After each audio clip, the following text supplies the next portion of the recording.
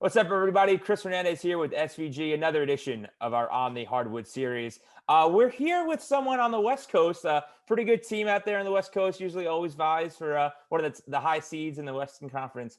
We have Todd Bosma, who is the Director of Game Operations and Events for the Portland Trail Blazers. Todd, hope everyone's good. Hope you're safe. Hope your family and crew are safe. But most important, how's the season so far?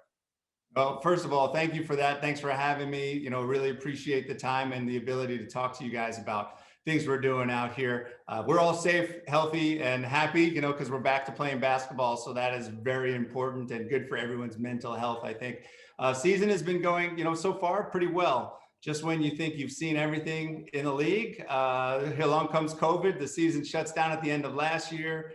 They go into a bubble, and then we're starting the season without fans. So it's interesting. Every day, every game day seems to throw a new challenge at you, but that's also part of the fun too. How can you be creative and create an environment in a fanless arena and really try to entertain those who are inside the arena, but then also thinking about the overall scheme of things. What are some things that we can do to take our show outward and not just confined inside the walls of Moda Center here in Portland? So, season's going well. We've had a ton of injuries out here in Portland. So of course, that is nothing that we can control. So it's next man up for sure out here, but the team is competitive. We're having fun. And like I said, we're playing basketball. We're talking about sports. So it's not that bad of a day. Right. That's the best thing that anyone can ask for.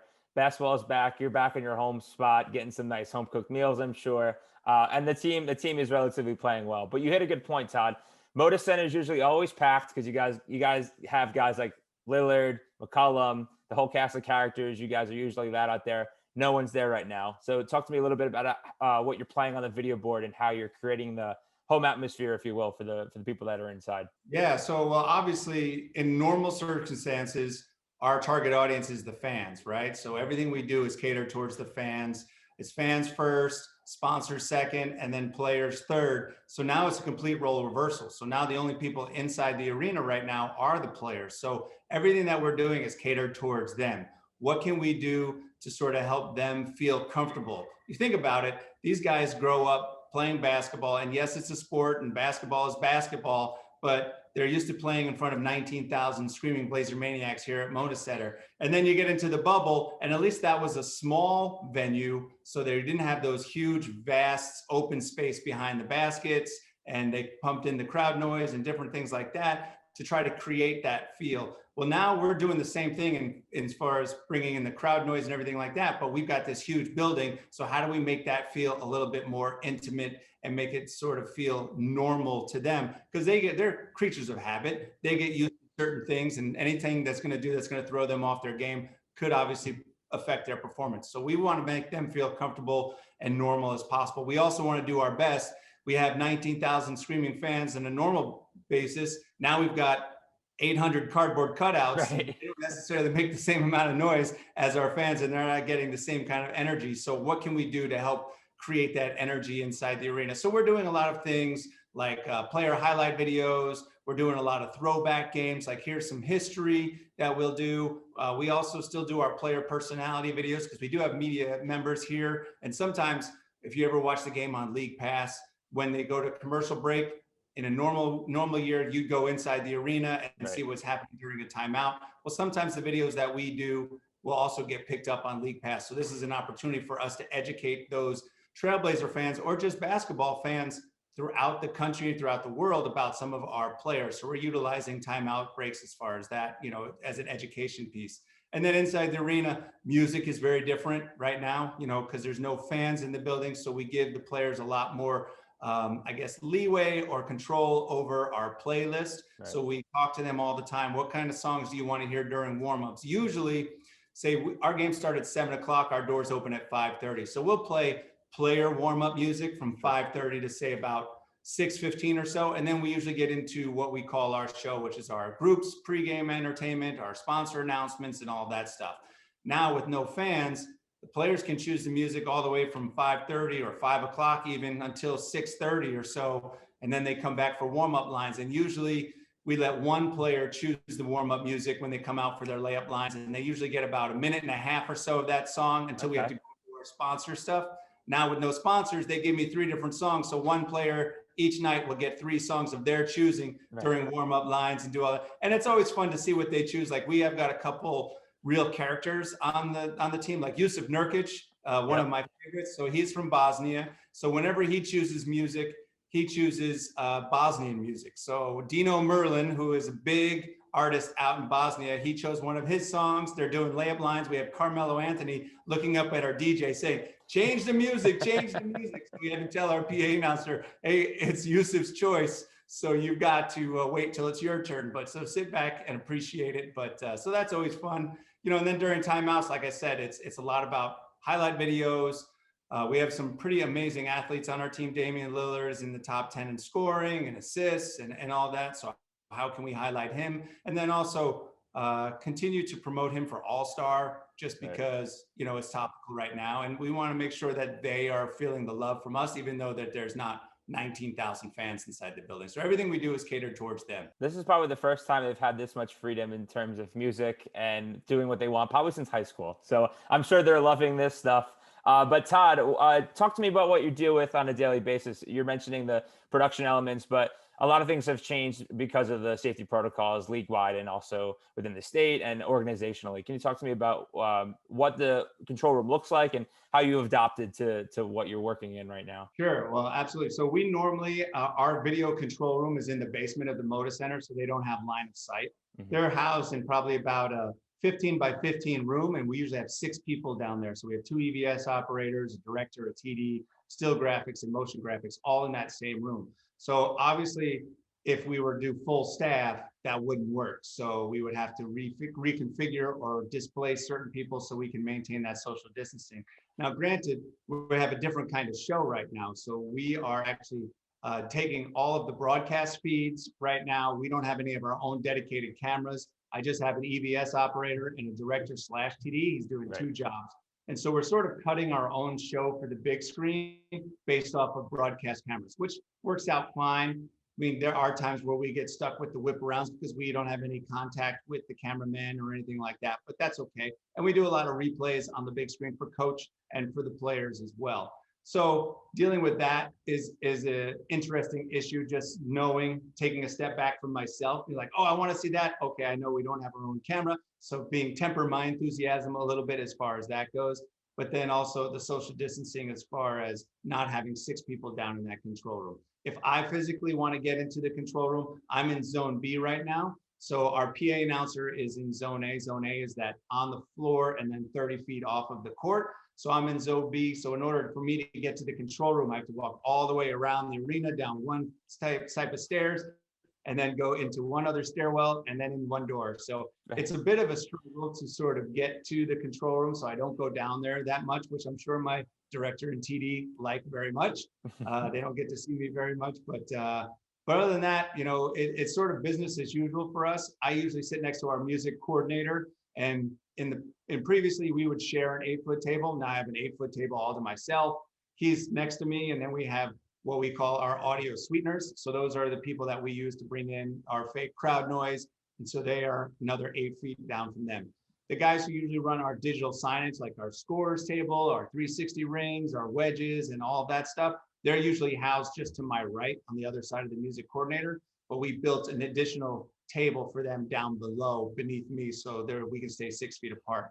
Think about cameramen too. If you've ever been to an arena, especially if you have a TNT or an ESPN and you're doing a side-by-side for the home broadcast, the visiting broadcast, camera platforms are usually stacked right on top of each other, tripods. So now all those tripods have to be 6 feet apart as well. So trying to take in consideration all of that is sort of difficult, but we're doing the best we can. We're all doing our part, wearing our masks. We have these little fobs that can tell when we get within 6 feet of each other. And if we stay within 6 feet of each other for an extended period of time, they'll start to beep. So I always caution people, especially when it comes time for the national anthem and everything's quiet in the arena, make sure you're very distant, because those last because the one thing about playing without fans is you can hear everything inside the arena.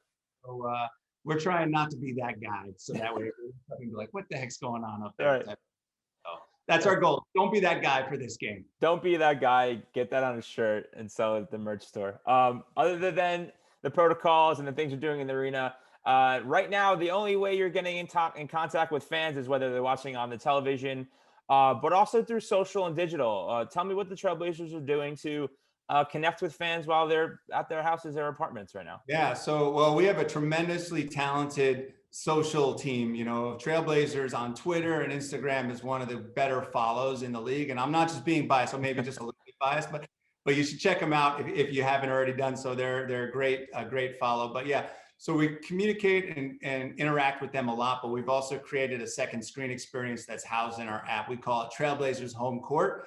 And so it gives fans an opportunity to sort of get into some of those traditions that they normally would do if they were coming to a game. So we hear from our fans, some of their favorite things to do is get to the arena early and get down low and watch players warm up and do different things. So now they don't have that access. So we created Trailblazers Home Court.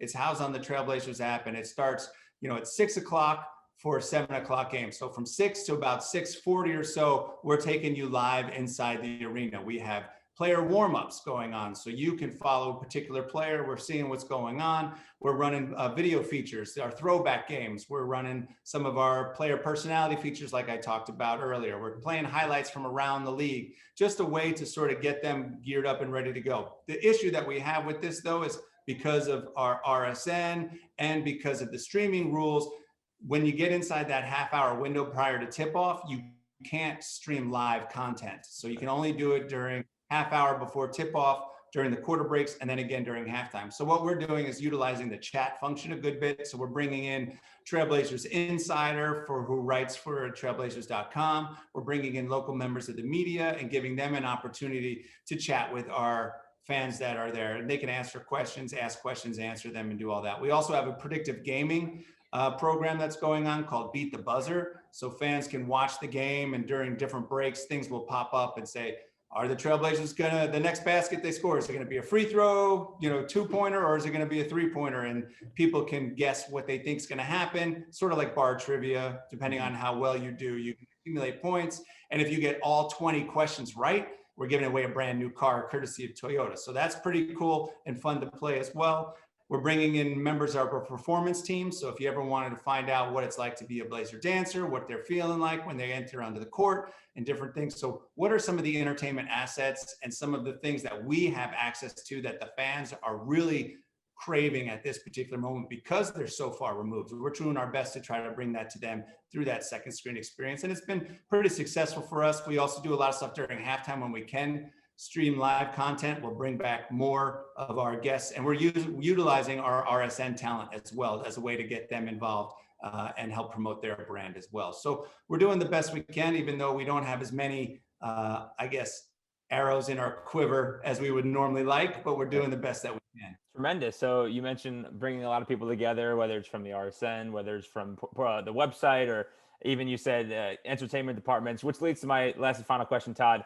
It's not just you up in the control room or down in the control room, depending on where you are in the arena. There's a lot of people that work beside you and with you. Can you give some shout outs to some people, or just overall how proud you are of your team to get the job done basically day in and day out? Yeah, absolutely. Well, I mean, it goes without saying that I'm exceptionally proud of our entire group. It really is a great group of individuals who are very passionate about what it is that they do. And it's because of the tenacity to which they attack their jobs and the professionalism and the amount of entertainment and fun that they have that makes coming to work such a dream. So I thank all of them for that. Specifically, we have our game operations manager, Willen Sin. He has learned how to become one of our audio sweeteners. So he's the guy who's pressing the buttons that is getting the cheers or the ahs and all that stuff. And so he's not a video gamer, but he's becoming a real life video gamer,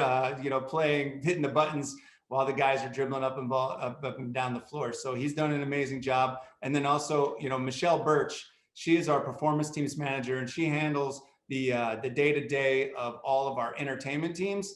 Well, entertainment teams aren't exactly happening right now because no fans, right. But just like everyone else, she's taken it on herself to sort of learn new things. So she's actually managing our second screen experience. She is our on-app host, I guess you would call it, and she's the one who's coordinating all of our special guests and really facilitating that. So she's done a phenomenal job of something that was completely new to her. So it's a great learning opportunity for her, and she's absolutely killed it. So, I mean, those are two just within my department, but the list can go on and on. You talk about people inside the arena, the logistics to get people in and out of this building in a timely and safe fashion, and all of the cleaning and disinfecting and protocols, logistics, signage.